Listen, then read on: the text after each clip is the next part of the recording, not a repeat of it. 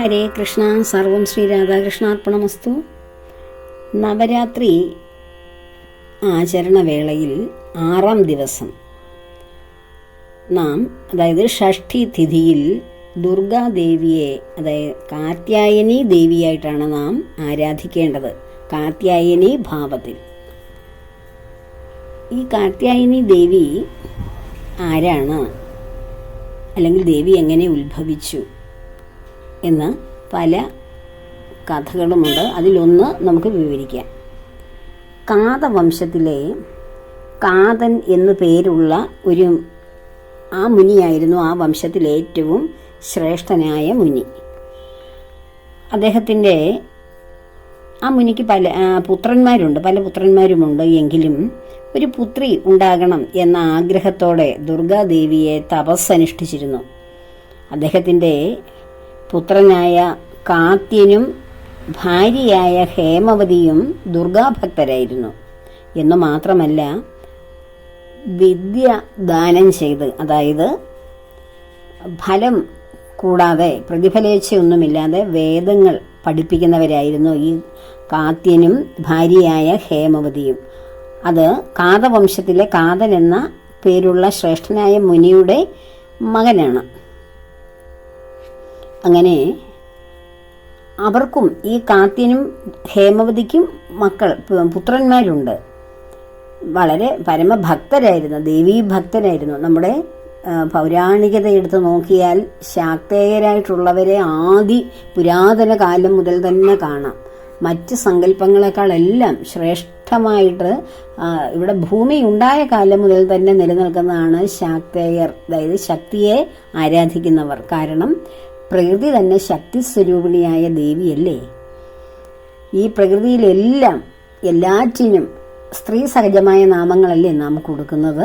നദികൾക്കും ഭൂമിക്കും എല്ലാറ്റിനും ദേവി ദേവി ദേവി എന്നല്ലേ നമ്മൾ ആരാധനാപൂർവ്വം വിളിക്കുന്നത് തന്നെ. അപ്പോൾ ഇവിടെ ആദ്യമുണ്ടായതും ഇവിടെ എന്നേക്കുമുള്ളതും ഈ പ്രകൃതീശ്വരിയായ ദേവിയാണ്. ഭഗവാൻ ബ്രഹ്മചൈതന്യം ഒന്നിലും പെടാതെ ആ പരമാത്മ ചൈതന്യത്തിൻ്റെ ഇച്ഛപ്രകാരമാണ് ആദി പരാശക്തി ഉണ്ടായത്. പരാശക്തിയും അപരാശക്തിയും ഒരാളുടെ തന്നെ രണ്ട് ഭാവമാണ്. അതിൽ ആദി പരാശക്തി എന്നല്ലേ നമ്മൾ ദേവിയെ പറയുന്നത്. എല്ലാവരിലെയും അജ്ഞതയെ മാറ്റി ദേവി തന്നെ ഇവിടെ നിലനിർത്തിയിരിക്കുന്ന അജ്ഞാനത്തിൽ നിന്നും ആ അന്ധകാരത്തിൽ നിന്നും ദേവി തന്നെയാണ് നമ്മളെ രക്ഷിച്ച് ആ പരാശക്തിയായ ദേവി ആ ഭഗവാനിലേക്കുള്ള വാതിൽ തുറക്കുകയാണ്. അപ്പോൾ അങ്ങനെ ഈ കാത്യനും ഭാര്യ ഹേമവതിയും ദുഃഖിതരായിരുന്നു.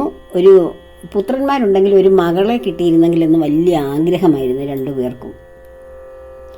അപ്പോൾ ഒത്തിരി കാലം ഇങ്ങനെ ഭഗവാനെയും ദേവിയൊക്കെ പ്രാർത്ഥിച്ചു. ഒരു പുത്രി നമുക്കുണ്ടാകാനുള്ള ഭാഗ്യമില്ലല്ലോ എന്ന് രണ്ടുപേരും പരിതപിച്ചു. എത്ര നാളായി നമ്മൾ അമ്മയെ ഉപാസിക്കുന്നു, അമ്മ നമ്മെ അനുഗ്രഹിക്കുന്നില്ലല്ലോ. അമ്മയുടെ ഉപാസകരായി നമ്മളിങ്ങനെ വിഷമിക്കുന്നതിൽ അമ്മയ്ക്ക് സന്തോഷമാണോ എന്നൊക്കെ രണ്ടുപേരും ചോദിച്ചുകൊണ്ട് മനസ്സുകൊണ്ട് ദേവിയോടും ചോദിച്ചുകൊണ്ടിരുന്നു.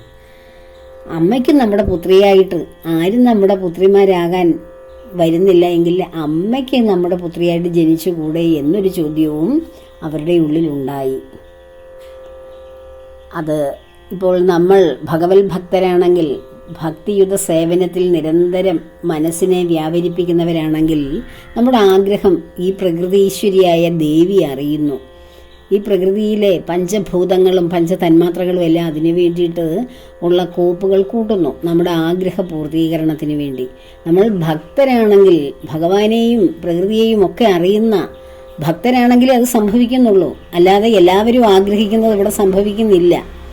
ഞങ്ങൾ ആഗ്രഹിക്കുന്നതൊന്നും സംഭവിക്കുന്നില്ലല്ലോ എന്ന് പലർക്കും തോന്നാം. അപ്പോൾ ഇവിടെ എല്ലാവരുടെയും ഉള്ളിലും ബോധസ്വരൂപനായ ഭഗവാനുണ്ട്. ഭഗവാൻ എല്ലാവരിലും നിറഞ്ഞിരിക്കുന്നു. എന്നാൽ ഭഗവാൻ അവരെ കൂടുതൽ സ്നേഹിക്കുന്നു, അല്ലെ അവർക്ക് കൂടുതൽ കൊടുക്കുന്നു, എന്നെ ഒന്നും സ്നേഹിക്കുന്നില്ലല്ലോ എന്ന് നമുക്ക് തോന്നും. കാരണം ആരാണോ ഭഗവാനെ നിരന്തരം എൻ്റെ ഹൃദയനാഥനായി, അല്ലെങ്കിൽ ദേവിയെ എൻ്റെ ശക്തി സ്വരൂപിണിയായ അമ്മയായി ആരൊക്കെയാണോ ഹൃദയത്തിൽ ചേർത്ത് നിരന്തരം ധ്യാനിക്കുന്നത്, അവരെയാണോ അമ്മയും നമ്മുടെ പരംപിതാവായ ഭഗവാനും സ്നേഹിക്കേണ്ടത്? അതോ ഇവിടെ എല്ലാം ഈശ്വരനുണ്ടല്ലോ, ഞാനും ദൈവത്തിൻ്റെ സൃഷ്ടിയാണ്, എന്നെയും ഈശ്വരൻ ആവശ്യമുണ്ടെങ്കിൽ രക്ഷിച്ചോളും എന്ന് പറഞ്ഞ് നടക്കുന്നവരെയാണോ ദൈവം രക്ഷിക്കുകയും സഹായിക്കുകയും ആവശ്യമുള്ള സമയത്ത് നമ്മളിൽ സ്നേഹവും വാത്സല്യവും കാരുണ്യവും ഒക്കെ ചൊരിയുന്നത്? അപ്പോൾ യഥാർത്ഥത്തിൽ ആരാണോ എൻ്റെ പിതാവിതാണ്, എൻ്റെ മാതാവിതാണ് എന്ന് തിരിച്ചറിഞ്ഞ് അവനവനിലിരിക്കുന്ന ബോധത്തെ ഉയർത്തി ആ ബോധസ്വരൂപനായ ആത്മചൈതന്യത്തെ ആരാണോ തിരിച്ചറിയുന്നത്, ആരാണോ ഞാൻ തന്നെയാണ് ഈ ബ്രഹ്മം എന്ന തിരിച്ചറിവിലേക്ക് എത്തുന്നത്, അവരുടെ ആഗ്രഹങ്ങളാണ് ദേവിയും ഭഗവാനും ഈ പഞ്ചഭൂതങ്ങളും ഒക്കെ ചേർന്ന് നടത്തി കൊടുക്കുന്നത്. അതുതന്നെയാണ് ഇവിടെയും സംഭവിച്ചത്. കാത്യൻ്റെ മനസ്സറിഞ്ഞ ദേവി അദ്ദേഹത്തിൻ്റെ മകളായി അവതരിക്കുകയാണ്.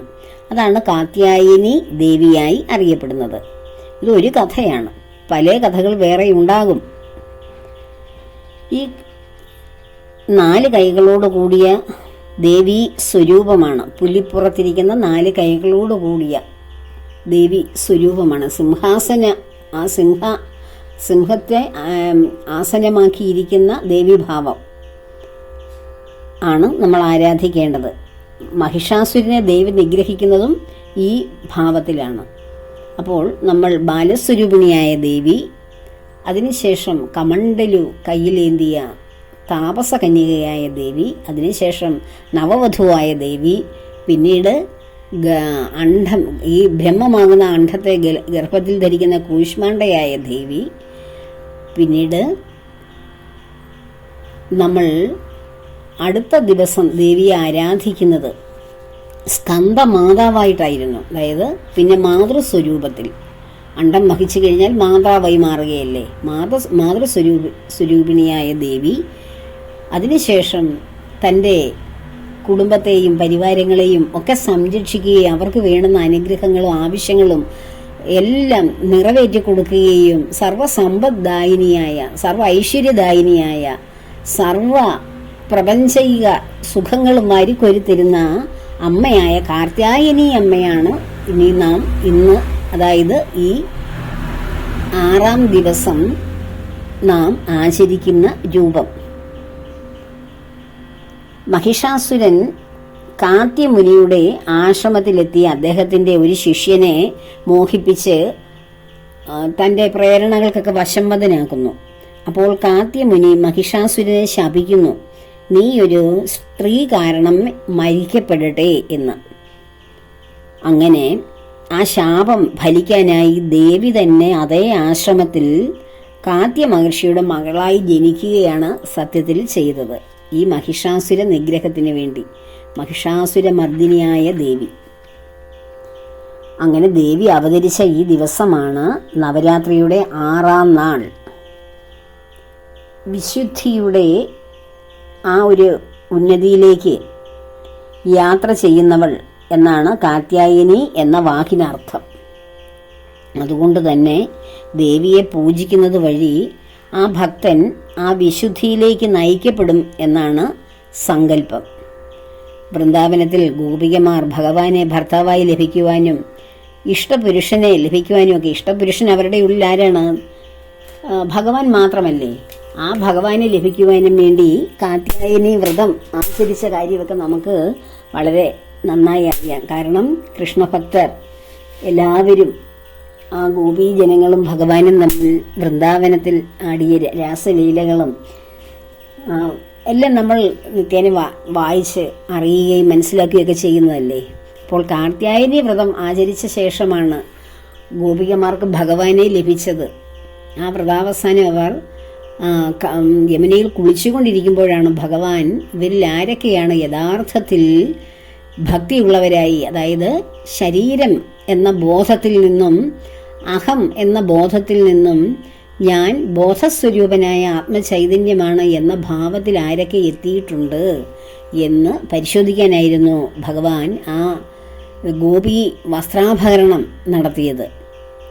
അപ്പോൾ ദേവിയിലൂടെയാണ് ഭഗവാനിലെത്തുന്നത്. ദേവിയാണ് ആ അഹംബോധം, ഞാൻ ശരീരം അല്ല ആത്മാവാണ് ഞാൻ എന്ന ബോധം, അതായത് നല്ല സൂക്ഷ്മമായ വളരെ തെളിഞ്ഞ ആ ഒരു ഭക്തിയുടെ ഒരു ഏറ്റവും ശ്രേഷ്ഠമായ തലത്തിലേക്ക് മനസ്സിനെ ഇങ്ങനെ പാകപ്പെടുത്തി നമ്മളിലിരിക്കുന്ന ദുരാത്മാക്കളായ അഷ്ടരാഗങ്ങളെ എല്ലാം ദേവി വെട്ടി നുറുക്കി അവസാനം നമ്മിലെ എല്ലാ ശത്രുതയെയും നമ്മിൽ തന്നെയാണ് എല്ലാ ശത്രുക്കളും ഇരിക്കുന്നത്, അല്ല പുറത്തല്ല. നമ്മിൽ തന്നെയാണ് പല രൂപത്തിൽ, ഭാവത്തിൽ, പല ചിന്തകളിൽ, പല വികാരങ്ങളുടെ രൂപത്തിലൊക്കെ ശത്രുക്കളാണ് നമ്മെ ഭഗവാനിലേക്ക് എത്തുന്നതിന് തടസ്സപ്പെടുത്തുന്നത്. അതിനെ ഓരോന്നിനെയും വെട്ടി അരിഞ്ഞരിഞ്ഞ് ദേവി നമ്മളെ സംശുദ്ധയാക്കി ഭഗവാന് സമർപ്പിക്കുവാൻ പൂർണ്ണമായ ശുദ്ധ സ്ഫടികമായ ഭക്തിയുടെ ബോധത്തിൻ്റെ ഉന്നത തലത്തിലേക്ക് എത്തിക്കുകയാണ് ദേവി ചെയ്യുന്നത്. അതിനാണ് അങ്ങനെ കാത്യായനി വ്രതം അനുഷ്ഠിച്ചവരിൽ ആർക്കൊക്കെയാണ് ആ പൂർണ്ണത എന്നെ ലഭിക്കുവാൻ പൂർണ്ണതയുള്ളത് എന്ന് നോക്കുകയാണ്, ഒരു പരീക്ഷണം നടത്തിയതാണ് ആ ഗോപി വസ്ത്രാഭരണത്തിലൂടെ ഭഗവാൻ ചെയ്തത്. അപ്പോൾ കാത്യായനി വ്രതം അനുഷ്ഠിക്കുന്നത് വഴി അതായത് വിവാഹം കഴിയാത്ത പെൺകുട്ടികൾ ദേവിയെ ഈ നവരാത്രി 6-ാം ദിവസം കാത്യായനി ഭാവത്തിൽ പൂജിക്കുകയും വ്രതമെടുക്കുകയും ഒക്കെ ചെയ്യുന്നത് വഴി ദേവിയുടെ അനുഗ്രഹം ഉണ്ടാവുകയും ഉത്തമനായ ആഗ്രഹിക്കുന്ന പുരുഷനെ സ്വന്തമാക്കാൻ കഴിയുകയും ചെയ്യും. അതുപോലെ ഭർതൃമതികളായിട്ടുള്ള സ്ത്രീകൾ ഭർത്താവിൻ്റെ അനുരാഗവും സ്നേഹവും കരുതലും ഒക്കെ ലഭിക്കുവാൻ, വർദ്ധിക്കുവാൻ ഈ വ്രതം അനുഷ്ഠിക്കുകയും ഇന്നേ ദിവസം ദേവിയെ കാത്യായനി അമ്മയായി ആചരിക്കുകയും ഒക്കെ ചെയ്യുന്നത് ഭൗതികമായ സന്തോഷവും സുഖവും സമാധാനവും ആഗ്രഹപൂർത്തീകരണത്തിനും ഒക്കെ വളരെ ശ്രേയസ്കരമാണ്. അതുപോലെ തന്നെ നമ്മൾ ഭാഗവതം പരിശോധിക്കുമ്പോൾ രുക്മിണി ദേവി കുടുംബ ദേവതയായ കാത്യായനി ദേവിയെ പൂജിച്ചിട്ടാണ് തൻ്റെ മനസ്സിലെ ആ മോഹന രൂപമായ ആ ഭഗവാനെ സ്വന്തമാക്കാൻ ആ ദേവിയാണ് സഹായിച്ചു കൊടുത്തത്. ഇഷ്ടമംഗല്യം നടക്കുവാനും വിവാഹ തടസ്സങ്ങളൊക്കെ മാറുവാനും നല്ലൊരു ദാമ്പത്യം ഉണ്ടാകുവാനും കാത്യായനി ദേവിയെ പൂജിക്കുകയും വ്രതമെടുക്കുകയും ചെയ്യുന്നത് ഉത്തമമാണ്. അപ്പോൾ ഈ നവരാത്രി ദിവസങ്ങളിൽ വ്രതശുദ്ധിയിൽ ജീവിക്കുന്നവർക്ക് അത് വളരെ എളുപ്പം സാധിക്കുന്ന കാര്യമാണല്ലോ. ദേവിയെ ഇന്നേ ദിവസം കാത്യായനി ഭാവത്തിൽ മനസ്സിൽ സങ്കല്പിച്ച് പൂജിക്കുക, ധ്യാനിക്കുക, മന്ത്രങ്ങൾ ജപിക്കുക. ധനധാന്യ സൗഭാഗ്യങ്ങളുടെ കാരകനാണ് വ്യാഴഗ്രഹം. വ്യാഴത്തെ നമ്മൾ ഗ്രഹങ്ങളെപ്പറ്റി നമ്മുടെ ദശാസന്ധികൾ, ഓരോ ഗ്രഹങ്ങളും നമ്മുടെ ജീവിതത്തിൽ കടന്നു പോകുന്ന ആ ദശാസന്ധികളെപ്പറ്റി നോക്കുമ്പോൾ വ്യാഴഗ്രഹം അതായത് ഗുരു എന്ന് പറയും. ആ വ്യാഴഗ്രഹത്തിൻ്റെ അധിപൻ മഹാവിഷ്ണുവാണ്. ആ വ്യാഴഗ്രഹം എല്ലാവരുടെയും ജീവിതത്തിലൂടെ ഇങ്ങനെ കടന്നു പോകുമ്പോഴാണ് ഓരോരുത്തരുടെയും ജീവിതത്തിൽ വിദ്യാലാഭം, ജോലി ലാഭം, അല്ലെങ്കിൽ ധനസമൃദ്ധി, വിവാഹം, നല്ല നല്ല ജീവിതത്തിൻ്റെ ഉയർച്ചകൾ ഉണ്ടാകുന്നത്. അപ്പോൾ വ്യാഴത്തിൻ്റെ പ്രീതിയും കാത്യായനി ദേവിയെ പൂജിക്കുന്നതിലൂടെ തന്നെ ലഭിക്കുന്നുണ്ട്. നവരാത്രിയുടെ 6-ാം ദിനം ആത്മാവിനെ വിശുദ്ധി നേടുവാൻ, നമ്മുടെ ആത്മചൈതന്യത്തിന് വിശുദ്ധി നേടുവാനും അതുവഴി മോക്ഷപ്രാപ്തിയിലേക്ക് നയിക്കുവാനും കൂടിയുള്ളതാണ്. അതായത് ഈ മോക്ഷം എന്ന് നമ്മൾ പറയുന്നത് ഭഗവാനെ ലഭിക്കുക, ഭഗവാനിലേക്ക് എത്തുക എന്നുള്ളതാണ്. അതിനു മുമ്പായിട്ട് ധാരാളം കടമ്പകളുണ്ട്. ഓരോരുത്തരും പറയും മോക്ഷം ലഭിക്കുവാൻ നമുക്ക് എളുപ്പമുള്ള മാർഗം എന്താണെന്ന്. എന്താണ് എളുപ്പമുള്ള മാർഗം? ഇവിടെ നിന്ന് മറുകരയിലേക്ക് ഒരു ചാട്ടമോ? അതാണോ മോക്ഷം? അല്ല. ദേവി ഉപാസനയിലൂടെ ദേവിയെ ആരാധിച്ച് വേണം ഈ പ്രകൃതിയെ ആരാധിക്കുകയാണ് ദേവിയിലൂടെ. ഈ പ്രകൃതിയാണ് ദേവി. പ്രകൃതി എന്ന് വെച്ചാൽ ഈ ഭൂമിയിൽ ജീവിക്കുമ്പോൾ നമുക്ക് അനുഭവപ്പെടുന്ന എല്ലാ വിധമായിട്ടുള്ള സംഘർഷങ്ങളും വികാരങ്ങളും വിചാരങ്ങളും എല്ലാമാണത്. അതിനെ ഓരോന്നിനെ ഇല്ലാതാക്കുമ്പോഴാണ് അഹം എന്ന ബോധത്തിൽ നിന്ന് നാം വേർപെടുന്നത്. അഹമെന്ന ബോധത്തിൽ ജീവിക്കുമ്പോൾ ആമ്പലിൻ്റെയും താമരയുടെയും ഇലയിൽ ജലം കിടക്കുന്നത് പോലെ ഒന്നിനെയും പറ്റാതിരിക്കും. ആ ഒന്നിനെയും പറ്റാതിരിക്കുന്ന അവസ്ഥയാണ്. പക്ഷേ ആ ഇലയിൽ ജലമുണ്ട്. ആ ജലം പക്ഷേ ഇലയെ ടച്ച് ചെയ്യുന്നില്ലെന്നേ ഉള്ളൂ. അല്ലാതെ ഭഗവാനെയും ദേവിയൊക്കെ ആരാധിക്കുന്നത് വഴി ഞാൻ നിസ്സംഗിയായി, നിർമ്മമിയായി, പൂർണ്ണ വൈരാഗിയായി എൻ്റെ എല്ലാ സൗഭാഗ്യങ്ങളും സന്തോഷങ്ങളും ഉപേക്ഷിച്ച് ഞാൻ ഭഗവാനിലേക്ക് അങ്ങ് എത്തിപ്പെടുമോ? ഞാനിതെല്ലാം ഉപേക്ഷിച്ച് കളയുമോ എന്നൊക്കെ ചിലർ ചിന്തിക്കുന്നു. അത് മഹാവിഡ്ഢിത്തമാണ്. ഇവിടെയുള്ള എല്ലാ കാര്യങ്ങളിലും നാം പങ്കെടുക്കുകയും അനുഭവിക്കുകയും ആനന്ദം കൊള്ളുകയും ചെയ്യുന്നു എങ്കിലും അതൊന്നും നമ്മുടെ മനസ്സിനെ പറ്റുന്നില്ല, ഒട്ടിപ്പിടിക്കുന്നില്ല, പശയാകുന്നില്ല. ഇപ്പോൾ ചക്കയൊക്കെ മുറിക്കുമ്പോൾ നമ്മൾ എണ്ണയൊക്കെ തേച്ചിട്ടല്ലേ കയ്യിൽ ചക്കയുടെ കറ പുരളാതിരിക്കാനിരിക്കുന്നത്? കത്തിയിലുമൊക്കെ നമ്മളങ്ങനെ പുരട്ടില്ലേ? അപ്പോൾ എന്തിനാണ് അങ്ങനെ ചെയ്യുന്നത്? അത് നമ്മുടെ കയ്യിലോ ശരീരഭാഗങ്ങളിലോ ഒട്ടിപ്പിടിക്കാതിരിക്കാൻ. ഇത് തന്നെയാണ് ഭഗവത് ഭക്തി ദേവിയിലൂടെ സംഭവിക്കുന്നത്. ദേവിയെ ആരാധിക്കുന്നത് വഴി നമ്മളിൽ ഇരിക്കുന്ന ആ രാഗങ്ങൾ, അഷ്ടരാഗങ്ങളൊന്നും നമ്മുടെ പ്രശസ്തിയിലേക്ക് നയിക്കുവാനും അറിവ് നേടുവാനും സർവദോഷ പരിഹാരത്തിനും അതുപോലെ തന്നെ വിഷാംശങ്ങൾ കൊണ്ടുണ്ടാകുന്ന രോഗാവസ്ഥകളൊക്കെ മാറുവാനും കാത്യായനി വ്രതം എടുക്കുന്നത്, അല്ലെ ദേവിയെ ഉപാസിക്കുന്നത് വളരെ ഉത്തമമാണ്. അങ്ങനെ നവരാത്രിയുടെ 6-ാം ദിനം നമ്മെ വിശുദ്ധരാക്കി ദേവി മാറ്റുന്നു. ബോധത്തിൻ്റെ ഉയർന്ന തലത്തിലേക്ക് നമ്മളെ എത്തിക്കുന്നു. നമ്മൾ ബോധത്തിൻ്റെ ഏറ്റവും താഴ്ന്ന ലെവലിലാണ് സാധാരണ മനുഷ്യർ ജീവിക്കുന്നത്. സത്യം പറഞ്ഞാൽ അബോധാവസ്ഥയിലാണ് അവരുടെ ജീവിതമെന്ന് പറയാം. കാരണം ഞാൻ ആരാണെന്നോ എന്താണെന്നോ എൻ്റെ ശക്തി എന്താണെന്നോ ഞാൻ എന്തിനു വന്നെന്നോ ഇങ്ങനെയുള്ള സാധാരണ ഒരു വ്യക്തി അറിയേണ്ട കാര്യങ്ങളൊന്നും അറിയാതെ ഏതോ ഒക്കെ അന്ധകാരത്തിൽ ഇങ്ങനെ ജീവിച്ചു പോവുകയാണ്. സത്യത്തിൽ ഈ സാധാരണ ഈശ്വരനെ അന്വേഷിക്കാതെ അറിയാതെ ജീവിക്കുന്നവർ അബോധാവസ്ഥയിൽ ജീവിക്കുന്നവരാണ്. ഭഗവാനിലേക്ക് എത്തുന്ന ഓരോ വ്യക്തിയും അതിനേക്ക് വേണ്ടി ഇറങ്ങിത്തിരിക്കുന്ന ഓരോ വഴിയിലൂടെ സഞ്ചരിക്കുന്നവരും ബോധത്തിൻ്റെ ഓരോ സ്റ്റെപ്പുകളിലേക്ക് സഞ്ചരിക്കുന്നതാണ്. അപ്പോൾ അവരെ കാണുമ്പോൾ ഈ ബോധരഹിതരായിട്ടുള്ളവർ പറയും മറ്റുള്ളവർക്ക് ബോധമില്ല, അവർക്ക് എന്തോ സംഭവിച്ചതാണെന്ന്. കാരണം ഈ ഒരു വലിയ ഈ ഭൂമിയിലെ ജനത്തിൻ്റെ ഒരു 90% ബോധരഹിതരായിട്ട് ജീവിക്കുന്നവരാണ്. അപ്പോൾ ബോധം എന്ന് വെച്ചാൽ വിദ്യാഭ്യാസം നേടി കുറച്ച് ജോലിയൊക്കെ നേടി കുറേ സമ്പന്നതയൊക്കെ നേടി ഇങ്ങനെ ജീവിക്കുന്നതിനെ അല്ല ബോധമണ്ഡലം എന്ന് പറയുന്നത്. അവനവൻ്റെ ആത്മമണ്ഡലത്തെ ഉയർത്തുക, അതാണ് യഥാർത്ഥ ബോധം. അതിന് വിദ്യാഭ്യാസത്തിൻ്റെയോ വളരെ സ്ഥാനമാനങ്ങളുടെയോ ഒന്നും പാണ്ഡിത്യത്തിൻ്റെ ഒന്നും ആവശ്യമില്ല. കൊരൂരമ്മ എന്ത് വിദ്യാഭ്യാസം നേടി? പൂന്താനം നമ്പൂതിരി എന്ത് PhD നേടിയ ആളാണോ? അല്ല. അദ്ദേഹം ഇവരൊക്കെ ഭക്തിയിൽ ഉയർന്ന തലത്തിലേക്ക് ഭഗവത് സാരൂപ്യം അനുഭവിക്കുവാൻ യോഗ്യരായത് എങ്ങനെയാണ്?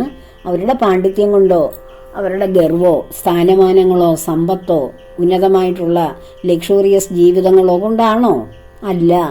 നിഷ്കളങ്കമായ മനസ്സോടുകൂടി നിർമ്മലമായ ഹൃദയത്തോടുകൂടി ഭഗവാനെ തൻ്റെ ഹൃദയത്തിലേക്ക് ആവഹിക്കുന്ന അത്രയൊരു ജോലി അവർ ചെയ്യുന്നുള്ളൂ. എനിക്ക് വേണ്ടത് എൻ്റെ ഭഗവാനാണെന്നുള്ള തിരിച്ചറിവ് അവർക്ക് വന്നു. ആരും ആശ്രയമില്ലാതെ വന്നപ്പോൾ, ആരും സന്തോഷത്തിനോ രക്ഷയ്ക്കോ ഇല്ലാതെ വന്നപ്പോൾ അവർക്ക് ആകെ ആശ്രയം ഈ പ്രപഞ്ചത്തെ മുഴുവൻ രക്ഷിക്കുന്ന എന്നെ ഇവിടെ സൃഷ്ടിച്ച ഞാനും ഇതിൻ്റെ തന്നെ ഭാഗമാണെന്നുള്ള തിരിച്ചറിവോടുകൂടി ആ പ്രപഞ്ചകാരകനായ ഭഗവാനല്ലാതെ ഇനിയും എനിക്ക് ആരും മനുഷ്യരൂപത്തിൽ എന്നെ രക്ഷിക്കാനോ സന്തോഷിപ്പിക്കുവാനോ എനിക്ക് കാരുണ്യം തരാനോ കരുതൽ തരാനോ ആരുമില്ല എന്നുള്ളൊരു ബോധത്തിലെത്തുന്ന ഏതൊരു വ്യക്തിയും ആശ്രയിക്കേണ്ട പരമകാരുണികനായ നമ്മുടെ പരംപിതാവായ ഭഗവാനും ഈ ശരീരം കൊണ്ട് ഭൂമിയിൽ ജീവിക്കുന്നിടത്തോളവും കാലം ശക്തിസ്വരൂപിണിയായ അമ്മയെയും നാം ആരാധിക്കണം. ആ തിരിച്ചറിവിലൂടെ കടന്നു പോകുമ്പോഴാണ് ഭഗവാനിലേക്ക് എത്തുവാനുള്ള ദൂരം അമ്മയിലൂടെ പോകുമ്പോൾ കുറയും. അമ്മയുടെ കയ്യും പിടിച്ചു പോകുന്ന കുട്ടിക്ക് വഴി തെറ്റുമോ? അമ്മയുമില്ല അച്ഛനുമില്ല സ്വതന്ത്രമായി സഞ്ചരിക്കുന്ന കുട്ടികളുടെ വഴി എപ്പോ തെറ്റിയെന്ന് ചോദിച്ചാൽ മതി, അല്ലേ? അപ്പോൾ അതിനാണ് കുട്ടികൾക്ക് ശിക്ഷണം കൊടുക്കുന്നത് പോലെ മുതിർന്ന നമ്മൾക്കും ശിക്ഷണം വേണം. നമ്മൾ മുതിർന്നു എന്നേ ഉള്ളൂ. ദേവിയുടെയും ഭഗവാന്റെയും കാഴ്ചപ്പാടിൽ നമ്മൾ വെറും മക്കളല്ലേ, കുട്ടികളല്ലേ. നമ്മൾ എവിടെ വളർന്നു? ശരീരം വളർന്നു, കുറെ വർഷം ഭൂമിയിൽ ജീവിച്ചു, കുറെ കാര്യങ്ങൾ കണ്ടു കേട്ടു അനുഭവിച്ചു എന്ന് കരുതി മാനസികമായ വല്ല വികാസവും ഉണ്ടോ? ആത്മീയമായ ബോധം വല്ലതും ഉണർന്നോ? ഏതെങ്കിലും ഒരു തലത്തിലേക്ക് നാം എത്തിയോ? ആലോചിച്ചു നോക്കൂ. അപ്പോൾ ഇതിനൊക്കെ വേണ്ടിയാണ് നാം ദേവിയെ ആരാധിക്കാൻ കിട്ടുന്ന അസുലഭമായ മുഹൂർത്തമാണ് ഈ നവരാത്രി ദിവസങ്ങളെന്ന് ഞാൻ ആദ്യ ദിവസം ഒരു വീഡിയോയിൽ പറഞ്ഞു. നമുക്ക് വന്നിരിക്കുന്ന സുവർണ കാലഘട്ടമാണ് നവരാത്രി ദിവസങ്ങളെന്ന്. അത് 10 ദിവസമല്ല 11 ദിവസം കിട്ടിയപ്പോൾ അത്രയും നല്ലത്. ദേവിയെ ഉപാസിക്കുവാൻ, ദേവിയുമായി ഒത്തിരിക്കുവാൻ, ശുദ്ധിയോടുകൂടി സത്ചിന്തകളോടുകൂടി ഇരിക്കുവാൻ ഒരു അവസരം കിട്ടിയല്ലോ എന്നാണ് കരുതേണ്ടത്. അല്ലാതെ ഈ ദിവസങ്ങളിൽ ഇങ്ങനെ എനിക്ക് വ്രതം എടുക്കേണ്ടി വന്നല്ലോ, എനിക്കിങ്ങനെയൊക്കെ ആത്മീയമായ കാര്യങ്ങളിൽ മുഴുകേണ്ടി വന്നല്ലോ എന്നുള്ള ആ ഒരു ചിന്തയോടുകൂടി ഇരുന്നാൽ ഇങ്ങനെയുള്ള വ്രതം അനുഷ്ഠിക്കുന്നതിന് പോലും ഒരു ഗുണവും ഇല്ലാതെ വരും. നമ്മുടെ മനസ്സിൻ്റെ തൃപ്തി, സന്തോഷം, സമർപ്പണം, എല്ലാറ്റിനുമുപരി സമർപ്പണമാണ്. ഒന്നും ആഗ്രഹിക്കാതെ ഭഗവാന്റെയും ദേവിയുടെയും മുന്നിൽ സമർപ്പിക്കുക ജീവിതം. എനിക്ക് ഇന്നത് വേണം, അത് വേണം, ഇത് വേണം, ഒന്നും വേണ്ട. നമ്മൾ പറയുന്നതൊക്കെ ചെറിയ കാര്യങ്ങളായിരിക്കാം, നമുക്ക് തരാനിരിക്കുന്നത് വലിയ കാര്യങ്ങളായിരിക്കും. അപ്പോൾ നമ്മൾ ഒരു ചെറിയത് കാര്യത്തിന് വേണ്ടിയിട്ട് നമ്മൾ ഒരു പൂവൊക്കെ തേടിപ്പോയിട്ട് ഒരു പൂന്തോട്ടം തന്നെ നമുക്ക് കിട്ടുന്ന അവസ്ഥയെന്ന് ആലോചിച്ച് നോക്കി. നമ്മൾ പറയുക, അമ്മേ ദേവി എനിക്കൊരു പൂവ് മതി അമ്മേ, എനിക്ക് എപ്പോഴും മണത്തുകൊണ്ടിരിക്കാൻ നല്ല സുന്ദരമായ മണമുള്ള ഒരു പൂവ് തരൂ എന്ന് പറയുമ്പോൾ ദേവി നമ്മെ മനോഹരമായ ഒരു വിവിധ വർണ്ണങ്ങളിലുള്ള സുഗന്ധങ്ങളിലുള്ള ആകൃതിയിലുള്ള മനോഹരമായ ഒരു പൂന്തോട്ടം കാണിച്ചിട്ട് പറയാ, മോളെ ഇതെല്ലാം നിനക്കാണ്, നീ ഇത് ആവശ്യം പോലെ അനുഭവിച്ചോ ആസ്വദിച്ചോ, ഇത് നിന്റെ സ്വന്തമാണ് എന്ന് പറയുമ്പോൾ നമുക്കുണ്ടാകുന്ന അനുഭൂതി ഒന്ന് ആലോചിച്ച് നോക്കൂ. അപ്പോൾ നാം ഒരു പൂ മാത്രം ആഗ്രഹിക്കുന്നവരാണ്. അമ്മ നമുക്ക് തരാനിരിക്കുന്നത് ഒരു പൂന്തോട്ടമോ ഒരു പൂക്കൾ നിറഞ്ഞു നിൽക്കുന്ന ഒരു രാജ്യമോ ആകാം. അപ്പോൾ അത് അമ്മയുടെ മുമ്പിൽ നാം ചെറിയ കാര്യങ്ങളൊന്നും ആഗ്രഹിക്കേണ്ട, ആവശ്യപ്പെടേണ്ട. നമ്മെ അങ്ങ് സമർപ്പിച്ചാൽ മതി, നമുക്ക് വേണമെന്നതെല്ലാം അമ്മ തരും. ആ ഒരു ഉറപ്പ് വേണം മനസ്സിന്, ആ ഒരു തൃപ്തിയും ഒക്കെ വേണം. അപ്പോഴേ നമ്മുടെ ഈ വ്രതത്തിന് ഒരു പൂർണ്ണതയുണ്ടാവുകയുള്ളൂ. അപ്പോൾ നമുക്ക് കാർത്യായനി ദേവിയിലേക്ക് തന്നെ വരാം. ദേവി 6-ാം ദിവസം നമ്മുടെ ഷഠാധാരങ്ങളിൽ 6-ാമതായ ആജ്ഞാചക്രം, അവിടെയാണ് ദേവി നിലകൊള്ളുന്നത്. നമ്മുടെ ശരീരത്തിൽ കാർത്യായനി ദേവിയുടെ വാസസ്ഥലം അല്ലെ ഉറവിടം എന്ന് പറയുന്നത് ദേവിയുടെ വാസസ്ഥലമാണ്. ഓരോ ആധാരങ്ങളും ഓരോ ഊർജ്ജ കേന്ദ്രങ്ങളും മൂലാധാരം മുതൽ ഞാനിങ്ങനെ ഓരോ ദിവസവും പറഞ്ഞു വരികയായിരുന്നു. അത് തിരിച്ചറിവിൻ്റെയും ഉയർന്ന ഊർജത്തിൻ്റെയും സ്ഥലമായ 6-ാമത്തെ ആജ്ഞാചക്രം, അതായത് പുരികങ്ങളുടെ മധ്യഭാഗത്തായിട്ട് മൂക്കിൻ്റെ മുകൾ ഭാഗം, അതായത് മുകൾ അഗ്രം കൂടി ചേർന്ന് വരുന്ന ആ ബിന്ദുവാണ് ദേവിയുടെ, അതായത് കാർത്യായനി ദേവിയുടെ ഇരിപ്പിടമായ ആജ്ഞാചക്രം. ഈ ആജ്ഞാചക്രത്തിന് ഒരു പ്രത്യേകതയുണ്ട്. ഇതിന്റെ മുൻപിലും പിറകിലും ഊർജ്ജ കേന്ദ്രങ്ങളുള്ള ഒരു ചക്രമാണ് ആജ്ഞാചക്രം. ഇവിടെയാണ് ദേവിയെ നാം കുടിയിരുത്തി പ്രാർത്ഥിക്കുന്നത്. ഒരു വ്യക്തിയുടെ മാനസികമായ വളർച്ചയും വളർന്നു വരുന്നതിനനുസരിച്ചുള്ള പരിവർത്തനങ്ങൾ ഉണ്ടാകുന്നു. ഭൗതികപരമായ ശക്തിയും എല്ലാം ആജ്ഞാചക്രത്തിലെ ഊർജത്തിനെ ആശ്രയിച്ചാണ് ഇരിക്കുന്നത്. ഒരു വ്യക്തിയുടെ ഉന്നതമായ ചിന്തകള്, ഉയർന്ന സാംസ്കാരിക പദ്ധതികള്, വലിയ വലിയ ആശയങ്ങള്, അങ്ങനെ ശ്രേയസ്കരമായിട്ടുള്ള ഒരു ജീവിതം, ഇതൊക്കെ ആജ്ഞാചക്രത്തിലൂടെ നേടിയെടുക്കുന്നതാണ്. അതായത് കാർത്യായനി ദേവിയാണ് ഇതിനൊക്കെ മൂലാധാരം എന്ന് പറയുന്നത്. ആജ്ഞാചക്രത്തിലിരിക്കുന്നത് കാർത്യായനി ദേവിയാണ്. നമ്മളിപ്പോൾ ഓം എന്ന പ്രണവ മന്ത്രം ആജ്ഞാചക്രം കേന്ദ്രബിന്ദുവായി പരിശീലിച്ച് ധ്യാനം ചെയ്യുന്ന ഒരു വ്യക്തിക്ക് ആജ്ഞാചക്രത്തിന്റെ ഊർജം 10 മടങ്ങായി വർദ്ധിക്കും. അതുകൂടാതെ അതീന്ദ്രിയമായ ജ്ഞാനം നമ്മിൽ ഉണരും. അതാണ് 3-ാമത്തെ കണ്ണ്. ഭഗവാൻ പരമശിവൻ 3-ാമത്തെ കണ്ണ് തുറന്നു നോക്കിയപ്പോൾ കാമദേവൻ ചാമ്പലായി മാറി എന്നൊക്കെ നമ്മൾ പുരാണങ്ങളിൽ വായിച്ചിട്ടില്ലേ? അപ്പോൾ എന്തുകൊണ്ടാണ് പരമശിവൻ കണ്ണു തുറന്നപ്പോൾ കാമദേവൻ എരിഞ്ഞു പോയത്? ആ 3-ാമത്തെ കണ്ണെന്ന് പറയുന്നത് ഈ ആജ്ഞാചക്രമാണ്. അവിടെ ഒരു പുതിയ കണ്ണിങ്ങനെ നെറ്റിയിലൂടെ വന്നിട്ട് ആ കണ്ണിലൂടെ തീ ജ്വലിച്ചു എന്നല്ല. മുക്കണ്ണൻ എന്ന് പറയുന്നത് സർവ്വസമയവും ഭഗവാൻ ധ്യാന നിമഗ്നനായി ആ ഊർജ കേന്ദ്രത്തെ ആജ്ഞാചക്രത്തിൽ വെച്ചിട്ട് ഓംകാര മന്ത്രം ധ്യാനിച്ചിരിക്കുന്ന ആളാണ്. സാക്ഷാൽ പരബ്രഹ്മ ചൈതന്യത്തെ ആവഹിക്കുക സർവ്വസമയം. ശിവഭഗവാൻ എപ്പോഴും ധ്യാന നിരതനായിരിക്കുന്നതല്ലേ നമ്മൾ ഏതൊരു പിക്ചർ എടുത്തു നോക്കിയാലും കാണുള്ളൂ. അപ്പോൾ ആ ആജ്ഞാചക്രത്തെ സർവ്വസമയം ഉണർത്തി വെച്ചിരിക്കുന്ന ആൾക്ക് ആ തൻ്റെ മനസ്സിന്റെ ഭാവം വെച്ച് ഏത് ഭാഗത്തേക്ക് നോക്കിയാലും അത് നന്മയായാലും അനുഗ്രഹം ഉണ്ടാകും, തിന്മയാണെങ്കിൽ അവിടം ചാമ്പലായി പോകും. അത് ധ്യാനത്തിൽ അതായത് ഈ 6-ാമത്തെ ഊർജ കേന്ദ്രം ആജ്ഞാചക്രം കേന്ദ്രമാക്കിക്കൊണ്ട്, അതായത് ആ പുരിക കുടിയുടെ നടുവിലായി നമ്മുടെ ശ്രദ്ധയെ, നമ്മുടെ ബുദ്ധിയെ കേന്ദ്രീകരിച്ചുകൊണ്ട് നാം ഓംകാരം പ്രണവാക്ഷരം മൂലമന്ത്രം ജപിച്ചുകൊണ്ടിരുന്നാൽ എല്ലാവരിലും ഉള്ള അതീന്ദ്രിയ ശക്തി താനേ ഉണരും. ഉണർന്നു കഴിഞ്ഞാൽ ഇതൊക്കെ ഭഗവാൻ ചെയ്യുന്നിടത്തോളമല്ല, ഭഗവാൻ അതിനുവേണ്ടി നിലകൊണ്ട ആളാണ്. പക്ഷേ അതിനുവേണ്ടി ആ ഒരു സാധനയിൽ ഏർപ്പെടുന്ന യോഗി വര്യന്മാർക്കും അത് സാധ്യമാണ്. കൂടാതെ അതീന്ദ്രിയ ജ്ഞാനം ഉണരുക തന്നെ ചെയ്യും എന്നാണ് പറഞ്ഞത്. അതിനാൽ ആജ്ഞാചക്രത്തെ നമ്മൾ മൂന്നാമത്തെ കണ്ണ്, തേർഡ് ഐ എന്നൊക്കെ പറയാറുണ്ട്. കാത്യായനി ദേവിയെ ഉപാസിക്കുന്നത് വഴി നമ്മുടെ മൂന്നാം കണ്ണ് ഉണരുമെന്നാണ് സങ്കല്പം. ഈ ദിവസം ദേവി പ്രീതിക്കായി ജപിക്കേണ്ട മന്ത്രം കൂടി നമുക്ക് നോക്കാം. ചന്ദ്രഹാസോജ്വലകര ശാരദൂലവരവാഹന കാത്യായനി ശുഭം ദത്യാദേവി ദാനവഘാതിനി. ചന്ദ്രഹാസോജ്വലകര ശാരദൂലവരവാഹന കാത്യായനി ശുഭം ദത്യാദേവി ദാനവഘാതിനി. ചന്ദ്രഹാസോജ്വലകര ശാരദൂലവരവാഹന കാത്യായനി ശുഭം ദത്യാദേവി ദാനവഘാതിനി. ഈ മന്ത്രത്തിൻ്റെ അർത്ഥം ആരും ഒരാൾ ചോദിച്ചിരിക്കുന്നത് ഞാൻ കണ്ടു. നിത്യം നാം മന്ത്രങ്ങളൊക്കെ ജപിക്കുമ്പോൾ അതിൻ്റെ അർത്ഥം പൂർണ്ണമായി മനസ്സിലാക്കി ജപിക്കേണ്ടതും, അല്ലാതെ വേദമന്ത്രങ്ങളൊക്കെ ജപിക്കുമ്പോൾ അർത്ഥമൊന്നും, അതിൻ്റെ ശബ്ദത്തിനാണ് പ്രാധാന്യം, മാത്രങ്ങളും ശബ്ദത്തിനുമൊക്കെ. അപ്പോൾ എങ്കിലും അർത്ഥം പറയാം. ചന്ദ്രഹാസോജ്വലകര ശാരദൂലവര വാഹന കാത്യായനി ശുഭം ദത്യാദേവി ദാനവഘാതിനി. ഇത്രയേ ഉള്ളൂ. ചന്ദ്രനെ പോലെ അത് ആ പ്രകാശത്തോടു കൂടി, അല്ലെങ്കിൽ ചന്ദ്രനും പ്രകാശം കൊടുക്കുന്നുള്ളൂ എന്നൊക്കെ നമുക്ക് അർത്ഥം പറയാം.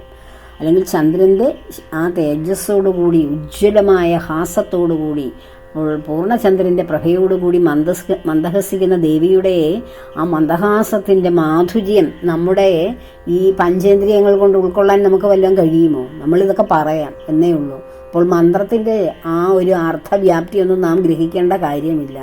നമുക്ക് ആ ദേവിയുടെ മനോഹരം, നമ്മൾ കാണുകയും കേൾക്കുകയൊക്കെ ചെയ്യുന്ന ഭൂമിയിലെ അല്ലെങ്കിൽ സിനിമാ താരങ്ങളാണ് ഏറ്റവും വലിയ സൗന്ദര്യമുള്ളവരെന്ന് പറഞ്ഞ് നമ്മളിരിക്കുന്നത്. അതൊക്കെയാണോ സൗന്ദര്യം? ദേവിയുടെ സൗന്ദര്യം ആവഹിക്കാനോ അറിയുവാനോ നമ്മളെ കൊണ്ടുള്ള നമ്മുടെ ഇന്ദ്രിയങ്ങൾക്കൊന്നും കഴിയില്ല. പിന്നെ നമ്മൾ ഇങ്ങനെയൊക്കെ പൂർണ്ണചന്ദ്രന്റെ ശോഭയുള്ള 10,000-കണക്കിന് സൂര്യന്മാർ ഉദിച്ചാൽ ആ ഉജ്ജ്വല ശോഭ, ഇത് വല്ലതും 10,000-കണക്കിന് സൂര്യനെ പോയിട്ട് അങ്ങ് അകലെ നിൽക്കുന്ന ഒരു സൂര്യന്റെ സൂര്യകിരണം നമ്മുടെ ദേഹത്ത് പതിച്ചാൽ കുടയും പിടിച്ചു പോകുന്നവരാണ് നമ്മൾ. അപ്പോൾ നമുക്ക് ആ ദേവിയുടെയൊക്കെ ഉജ്ജ്വലതയെക്കുറിച്ചോ സൗന്ദര്യത്തെക്കുറിച്ചോ വല്ല പിടിപാടും കിട്ടുമോ? ചിന്തിച്ചാലോ വല്ലോ? ഇല്ല. അപ്പോൾ വെറുതെ ഇങ്ങനെ അർത്ഥം പറയാമെന്നേ ഉള്ളൂ, അതേ ഉള്ളൂ. അപ്പോൾ അത്രയും ശ്രേഷ്ഠമായ പുഞ്ചിരിയോടുകൂടിയ സിംഹാസന ആരൂഢയായ അല്ലയോ ആ സിംഹത്തെ വാഹനമാക്കിയിട്ടുള്ള അല്ലയോ ദേവി കാത്യായനി ദേവി ശുഭത്തെ പ്രദാനം ചെയ്യുന്നവളാണ്. സർവ ശുഭകര ധായിനിയാണമ്മ. ആ ദേവി ദാനവന്മാരെ ഖദിക്കുന്നവളാണ്. ദാനവന്മാരെന്ന് വെച്ചാരാ? അസുരന്മാരെ നിഗ്രഹം ചെയ്യുന്ന മഹിഷാസുരനെയൊക്കെ വധിക്കുന്ന അല്ലയോ ദേവി, അമ്മ വിജയിക്കട്ടെ, അമ്മയ്ക്ക് വേണ്ടി പ്രണാമം. ഇതൊക്കെയാണ്. അപ്പോൾ എല്ലാവർക്കും ദേവിയുടെയും ഭഗവാന്റെയും അനുഗ്രഹം ഈ ദിവസങ്ങളിൽ ഉണ്ടാവട്ടെ. ഈ ദിവസങ്ങളിൽ വളരെ ശ്രേയസ്കരമായിട്ടുള്ള ഈ ദിനങ്ങളിലൂടെ കടന്നു പോകുമ്പോൾ മനസ്സ് ശാന്തമായി, സംസാരം കുറച്ച്, ചിന്തകൾ ഭഗവാനിൽ തന്നെ, ദേവിയിൽ തന്നെ ലയിപ്പിച്ച്, ആ ദേവിയുടെ മനോഹര രൂപം ചിന്തിച്ച് ദേവി എങ്ങനെ ആയിരിക്കും എന്നൊക്കെ ചിന്തിക്കരുതോ? അപ്പോൾ നമ്മുടെ ചിന്തകൾക്കൊക്കെ ഉപരിയാണ് എല്ലാം. നാം ആ അനന്തകോടി ശക്തി വിശേഷത്തിന്റെ ഒരു തുള്ളി പോലും ഇല്ല. അതിൽ നിന്ന് തെറിച്ച് വന്ന ചെറിയൊരു കാണാൻ കഴിവില്ലാത്ത ഒരു ഊർജ പ്രവാഹം മാത്രമാണ് നമ്മിൽ ഇരിക്കുന്നത്. ആ നമുക്ക് എങ്ങനെയാണ് ഈ ബ്രഹ്മാണ്ടത്തെ സൃഷ്ടിച്ച ഊർജത്തെക്കുറിച്ച് സംസാരിക്കാൻ കഴിയുന്നത്? എങ്ങനെയാണ് ആ ഊർജത്തിന്റെ രൂപത്തെക്കുറിച്ച് അന്വേഷിക്കാൻ കഴിയുന്നത്? ഇതിനൊന്നും നമുക്ക് കഴിയില്ല. നമ്മൾ വെറും പൊട്ട മനുഷ്യരാണ്. എങ്കിലും നമ്മിലിരിക്കുന്ന ഉന്നതമായ ആ ഊർജം ഭഗവാനിൽ നിന്ന് വന്ന ദേവിയുടെ അനന്തമായ ശക്തിയിലൂടെ നമ്മിൽ ഓരോ സ്ഥലങ്ങളിലും മൂലാധാരത്തിൽ മുതൽ ദേവി കുടികൊള്ളുന്നത് വഴി നമ്മുടെ ഈ ശരീരവും ഊർജത്തെ പ്രദാനം ചെയ്യുന്ന, സന്തോഷത്തെയും സമാധാനത്തെയും ലോകനന്മയെയും ഉന്നതമായ ചിന്തകളെയും പ്രകാശം ചെയ്യുന്ന, അല്ലെങ്കിൽ അതിനെയൊക്കെ ഇങ്ങനെ കോരി ചൊരിയുന്ന ഒരു ശക്തി സ്വരൂപമാണ് നമ്മൾ ഓരോരുത്തരും. നമ്മിൽ നിന്ന് തന്നെയുള്ള ഓരോ സ്ത്രീ ശക്തി സ്വരൂപങ്ങൾ ദേവീ ദേവതാ സങ്കല്പ ഭാവത്തിൽ ഇപ്പോൾ തന്നെ ജീവിക്കുന്നുണ്ട്. മത അമൃതാനന്ദമയിയൊക്കെ ആ അമ്മ ദേവിയുടെ ഒരു ഭാവം തന്നെയാണ്. ആ അമ്മ മാത്രമല്ല, നമ്മൾ ഓരോരുത്തരും ദേവീഭാവം തന്നെയാണ്, ദേവി തന്നെയാണ് നമ്മൾ ഓരോരുത്തരും. പക്ഷേ അതിനു വേണ്ടിയിട്ട്, ലോക നന്മയ്ക്ക് വേണ്ടിയിട്ട് അമ്മയെ പോലെ, കാർത്യായനി ദേവിയെ പോലെ, ദുർഗയെ പോലെ, ചാമുണ്ഡി ദേവിയെ പോലെ നന്മയ്ക്ക് വേണ്ടി സർവ ദുർഗ്രഹങ്ങളെയും ഇല്ലാതാക്കി ഭൂമിയിലെ ജനങ്ങൾക്ക് നന്മ പരിപാലനം ചെയ്യുന്ന, തൻ്റെ കുഞ്ഞുങ്ങളെ സംരക്ഷിക്കുന്ന ലോകമാതാവ് എന്ന നിലയിലേക്ക് ഉയരുവാൻ നമ്മൾ ഗൃഹസ്ഥാശ്രമികളായ സ്ത്രീകൾക്ക് കഴിയുമോ?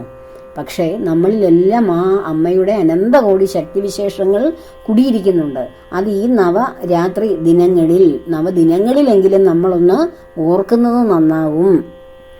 അപ്പോൾ അതിനായി എല്ലാവരെയും അമ്മയും പരംപിതാവായ ആ പരമാത്മ ചൈതന്യമായ ആദിസ്വരൂപനായ ആദിനാരായണനായ അനന്തകോടി ശക്തിവിശേഷങ്ങളുടെ ഉടമയായ വർണ്ണിക്കാൻ കഴിയാത്ത വിധം ഗുണഗണങ്ങളുള്ള ആ ബ്രഹ്മചൈതന്യത്തിനെ നമുക്ക് ആ പദാരവിന്ദങ്ങളിൽ സ്മരിക്കാം, ആ പത്മപാദങ്ങളിൽ സാഷ്ടാംഗം പ്രണമിക്കാം. അമ്മയുടെയും ഭഗവാന്റെയും അനുഗ്രഹം എല്ലാവർക്കും ഉണ്ടാകട്ടെ. ലോകം മുഴുവൻ ശുഭം സംഭവിക്കട്ടെ. ലോകാ സമസ്ത സുഖിനോ ഭവന്തു.